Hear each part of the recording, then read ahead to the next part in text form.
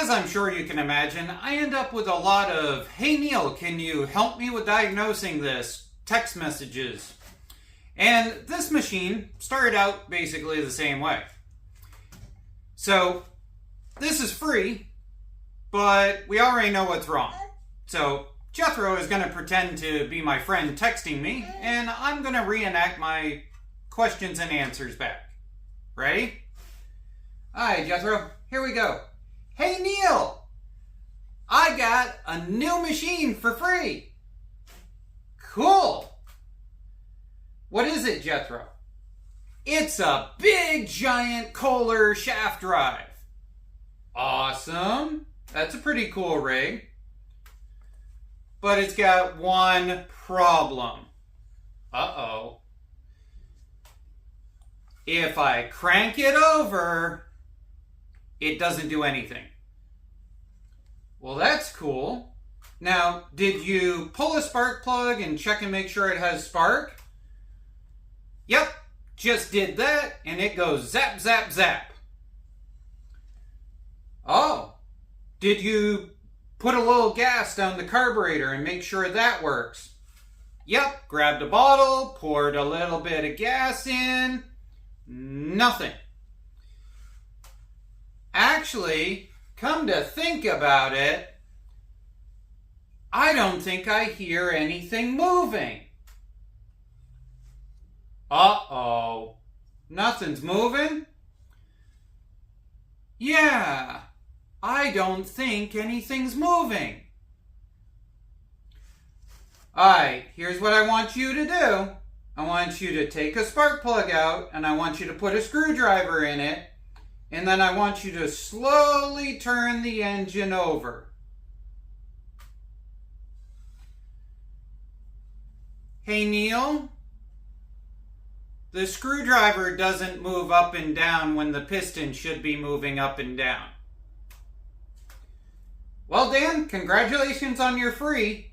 It's a blown engine."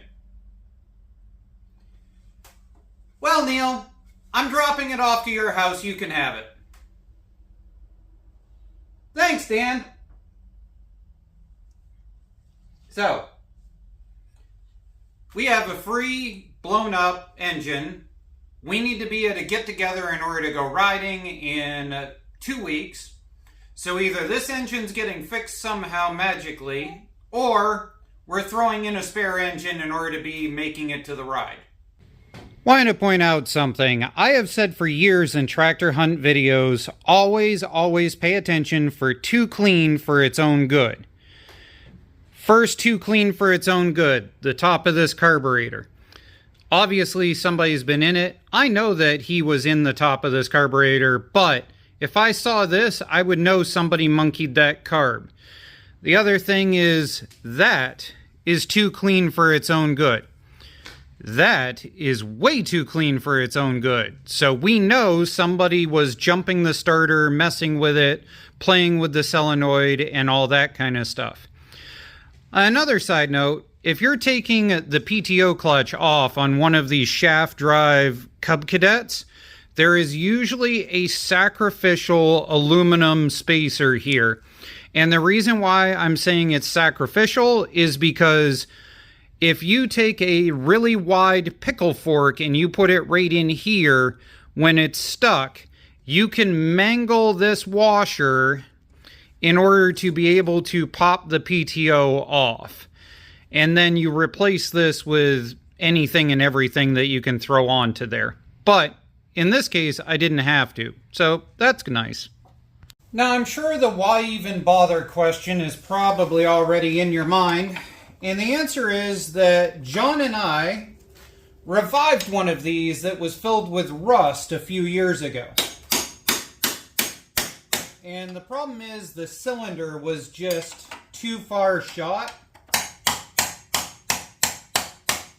And so what we're hoping is that we can manage to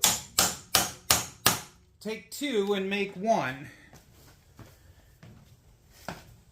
Because as long as it didn't explode too much inside here, in theory, we might be able to combine the two engines.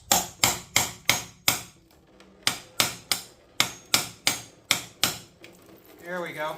That just popped. Now, I know this is not the right way to do this, and when you're taking apart your probably obliterated engine, you can do it the right way, but I'm going to do it this way. That is really, really, really watered down. That is black as all get out, does not smell like gas, but is severely watered. Yeah, it doesn't smell like gas at all. I don't know what is in that, but that is not the right weight of oil if it's oil. Actually, it smells like, almost smells like turpentine. It might have just, oh yeah, there's plenty in the bottom of that. So, I was curious if maybe the governor arm got wedged, because I noticed there were squirrel and acorns and stuff. And so sometimes this governor arm can get wedged in the open position, but this is intact. So it wasn't the governor. Oil pump and oil pump gear are intact. So wait till you see the bottom of this thing. What you can't see from that angle is that. Oh yeah, that is gone. So the question is this, no, it's got a bad spot. Well, no, maybe not. I'm gonna have to check it. Oh yeah, right there. So it feels as if the rod on this side jammed for some reason, and then that took out the other side. Cause yeah, that entire crank feels like caca. Oh yeah, you can see it right there. Now, here's the dilemma. The dilemma is, if we're gonna try to salvage this, we would have to pull off that flywheel side, which means pull in the entire engine.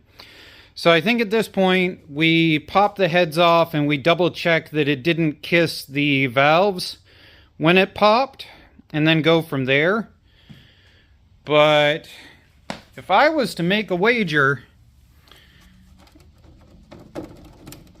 yeah, oil is not supposed to be the consistency of muddy water. So I'm gonna bet that's what killed it. I just don't know why it's so thin, because it smells like turpentine, actually. Anybody got a guess? What in the world is going on?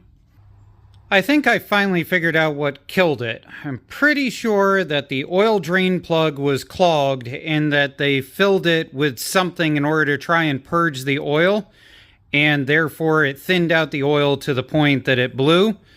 But what also didn't help, if you look at this cam, at an even wear with a black and a black. We got even-ish wear with a tiny bit of black on each side. Black and black for the wear. Polished all the way across that lobe. So if we come down here to this hydraulic lifter, this is the one that corresponds with that one.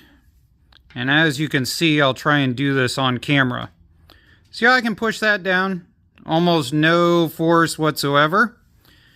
This one here, taking it apart, corresponds to the nice polished lobe right there. And I'm going to give it a shove. And that is not moving, no matter what I do to it. So I'm going to pop that clip off and see if it's just plain seized out or if there's anything inside of it. But my bet would be oil that was way too thin caused that to score the inside and seized it up, and that's what eventually really killed it. There we go. We got that hydraulic lifter popped open by pressing it in forcibly with this, and as you can see, that spring is kiddied to that direction. And at first I thought maybe the spring in the base of the hydraulic lifter had failed, but it actually is that cap right there is seized in sideways. I'm going to press on it, see if it'll pop loose, see if maybe something somehow is inside of there, but it can't be because that's hollow. But yeah, that's what killed the lifter. There we go, back together. Now granted, I don't think I'd ever put it in a racing engine, but as far as seeing whether we can make something work with this, I think that might be doable. Currently mocking up what'll probably be the next video on this machine, but while we're still tearing into this, I know, all of you love your rat's nest. And look, this moss is green, which means it happened recently. I don't know what's up with the rodent population around here, but after killing a gas tank, now the flywheel thing, I think I'm going to have to get a little paranoid. Alright, right now we're popping this off so that I can use it when I install the other engine. And then I can rip the flywheel off and we can pull that crank out to see just how messed up that is. And then pull those heads once I pull these intake bolts out. Got the intake off so that we can be able to pull the heads and be able to pull the flywheel and everything. I wanted to point out one thing on these Kohlers in this generation. So the wiring harness comes to the chassis here and it wraps all the way around, and as you can see, it is tied into the intake and zip tied tons. Do not bother undoing this. When you get to the rectifier side over here, give yourself plenty of lead and cut it, because it is tied in all the way through to the stator underneath the flywheel. Also, while we're here on this flywheel thing, a really thick-ended crowbar lightly tapped in right there will pop the flywheel on these. Again, lightly, because you do not want to mess up your windings underneath. I'm still betting on the hydraulic lifter seizing up due to oil being too thin as being what killed this thing, because what I was worried was that I was going to find a chunk of magnet jammed in here. On 12 horsepower single cylinder Briggs, they used to have the magnet detach and turn sideways and wedge in between the stator coils here. But that's not the case. This is corroded and yucky and needs some cleanup and stuff carefully, but it still is survivable. So I gotta spin this. Whoops. That itty-bitty teeny little oddball size key is the only thing holding that ginormous massive flywheel. We'll put that right there, that way I can forget I did that. Glad I'm not planning to save that crank, but while I'm here, I wanted to show you right there. That's where the oil comes down through in order to lubricate this end of things. That's why this seal is so important, because it's minorly pressurized in behind here.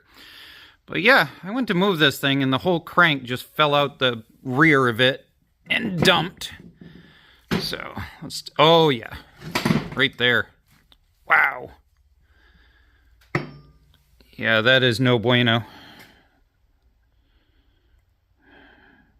Actually, the funny thing is that might actually be clean-upable, because it looks as if it didn't actually scar into the crank. It looks as if all it did was just surface coat it with aluminum.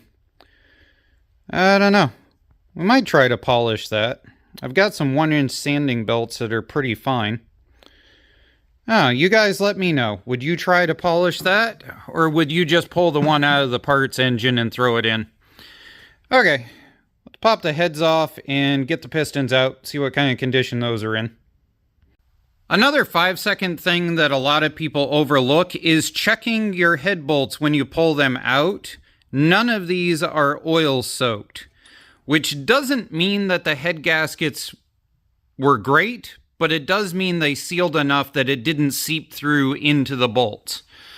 So let's pop this one off. This should be number 2. And of course, there it goes. Yeah. So we got no tappeta. Valves look fine. I don't know if I can manage to push the piston out here on camera. No, it's gonna go. Okay, this one still has some connecting rod attached to it. There it goes. Oh yeah. Well, connecting rod is still attached to that one. Still has the clips in the sides. And I don't see any damage to the piston anywhere. Nope, that's just carbon coming off. I can still see a little bit of cross hatching on the inside of there. It's slightly glazed, but not badly. Okay. Oh, that one came off without flinching. Alright. Oh, yeah. Yeah, the valve kissed that one right there. Yeah. Did it kiss this one too? Oh yeah. Yep, you can see right there. That's the edge of that piston. Oh yeah, you can see it right there. So that lines up like that. So when it snapped, it did manage to go and kiss it just a little bit. So I am going to have to take those apart and double check that it didn't bend anything. Okay, well, one of the connecting rods snapped at the piston, which obviously has to be this one because there's only 2, so this one does not want to move. Okay. This one's not happy. I'm going to punch it through the bottom because it's not happy and yucky.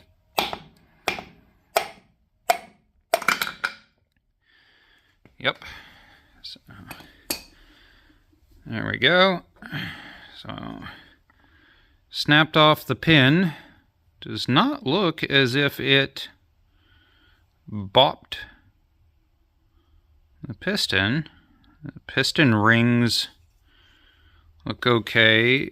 Why is all the carbon eaten off of this one? Okay, so this one goes to this. And this one goes to this. That's interesting. I wonder why all the carbon is eaten off of one but not the other. But yeah, right there you can see, oh yeah, you can feel it. I don't know if I can see it in video. See it? It's gouged into it. It's actually pot marked all the way down into it. It definitely hit those valves without question. Well, that's where we're at this point. I don't think I'm going to try to revive this block right now. It does look as if it's revivable. I mean, this didn't actually go through, and even if it did, we could epoxy it. I've got to do a bunch of clean out here, and I've got to make sure that the oil passage that feeds this, which goes through that spot there, is not clogged with anything. This is going to take a lot more time to attempt to revive than I have to be able to get this thing trail riding in 2 weeks. Well, it's going to be the camera rig more than trail rig, but you get the idea. I need something a little more brutal than what I have been running. Anyways, let me know down in the comment section whether seeing if I can take 2 engines and build one out of this Kohler situation this winter might be something you guys are interested in. I'm not really sure what to say about this engine because if I do build it, it's not going to be sellable and it's not going to be something I would want to use on the trail 3 miles out into the woods. We could build it into some kind of oddball creation of some sort. I don't know. The problem is it's a 19/20 horsepower, 18 oddball, whatever size. It's 624 cc's if I remember right. And so the racing that I do, it is too big for it to be a small mod, and it is too small for it to really be competitive in the big mod class. So I don't know. I gotta figure out what to do with it. Anyways, thanks for the following of the investigation if you made it this far into the video, and have a good day.